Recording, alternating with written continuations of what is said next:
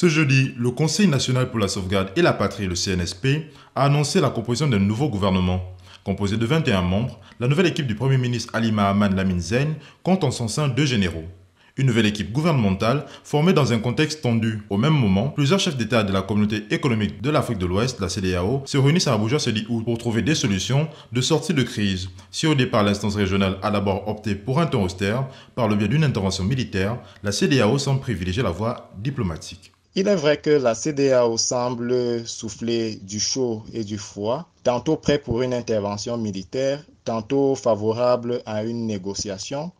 Mais la réalité est que, en diplomatie, la paix se négocie le plus souvent à l'ombre de la guerre ou de la menace d'usage de la force. Donc, il est tout à fait normal que la CEDEAO surfe sur les 2 leviers pour faire plier les nouvelles autorités nigériennes. Le sommet d'Abuja de ce 10 août, qui regroupe les dirigeants de la CEDEAO, devrait aboutir à un renforcement des sanctions contre le Niger. Question d'isoler et même surtout d'asphyxier le pouvoir putschiste. Mais les conséquences négatives de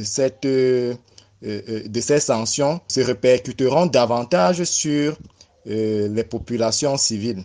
Au Niger, le nouveau gouvernement aura fort à faire. Sous embargo économique de la CEDEAO, Ali Mahaman Lamine Zen et son équipe seront fortement attendus. Par ailleurs, en ce qui concerne la nomination de l'économiste Ali Zen à la tête du gouvernement nigérien, je pense davantage qu'en dehors de son background académique d'économiste, c'est surtout son profil civil et sa carrière internationale qui constituent un atout pour les nouvelles autorités nigériennes.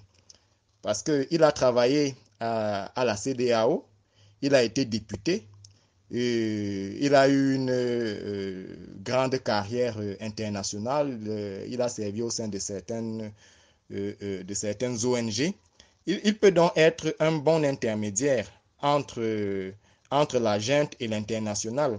Et du fait d'avoir été député, il jouit d'une certaine aura auprès de la population.